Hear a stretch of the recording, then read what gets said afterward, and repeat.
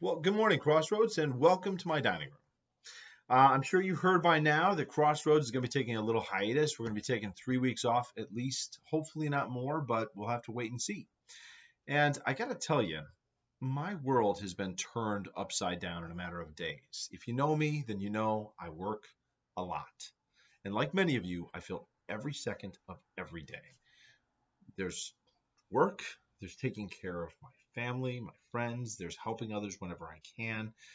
There's housework, although Andrea may disagree with that. There's yard work, a list a mile long of things that I don't even know when I'm going to get around to. My life is jam packed, but suddenly it isn't. I had a business trip that's canceled. I had client meetings, they're canceled. I planned on starting a new Bible study. Well, it's canceled for now. My kids had school.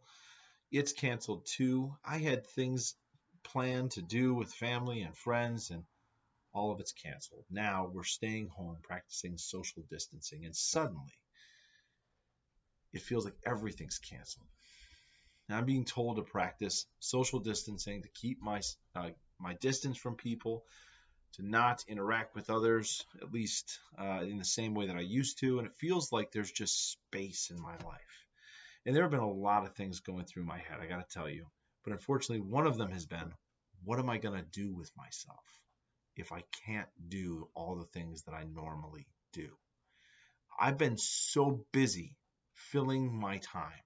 And I don't know what to do with a little extra time and maybe even a little silence. My life is so busy and so loud that I have almost forgotten what can be found in peace and quiet. Sometimes my life drowns out the voice of God. I get to be so busy that I leave no room to listen for his voice. It just reminds me of a story from 1 Kings 19 about a man named Elijah. It's one of my favorite stories in the Bible. I think I've quoted it half a dozen times in messages at church, so you might be familiar with it if you've come around Crossroads. But Elijah is this godly man who goes through this terrible, stressful experience, and he seeks to be comforted by God. Elijah flees to a place called Mount Horeb, the mountain of God, and God asks what he is doing there, and he explains, he says, Lord, I've been zealous for you, and now I'm afraid I'm going to die. And I want you to listen to what 1 Kings 19, verses 11 through 13 says.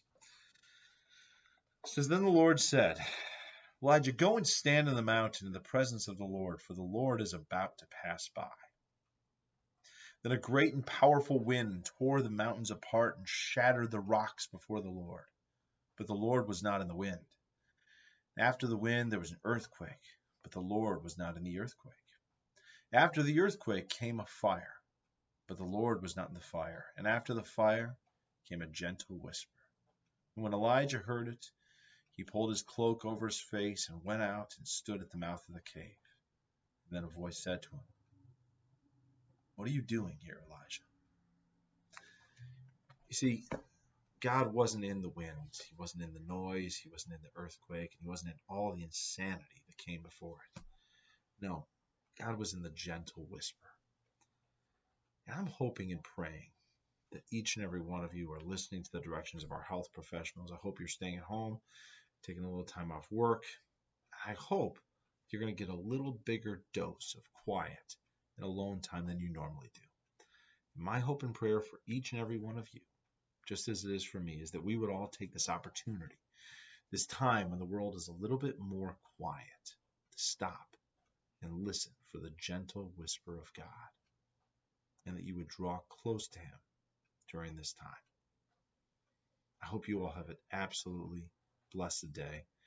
And let me just encourage you, if you're feeling alone, if you're feeling scared, if you're feeling anything that would just say, I need someone to talk to, we are here. Call one of us. We are available and we want to talk to you. We want to be there for you during this time. And I'm going to encourage each and every one of you to go ahead and read the book of Titus this week. Dave's going to be giving a message on Sunday. He's also going to be giving a devotion next Tuesday, but I'm going to be back again 1 week from today, next Friday, doing a devotion. And I'm going to be doing it out of the book of Titus. I would love it if you guys read the book of Titus as well. And maybe even if I got a phone call or an email from some of you, just reaching out and talking about what your thoughts are on there. I think it would be good for us to connect in ways like that. In the meantime, I hope and pray that you'll listen to and for the voice of God. And I hope that you will be blessed today. I'm praying for each and every one of you. Have a good one.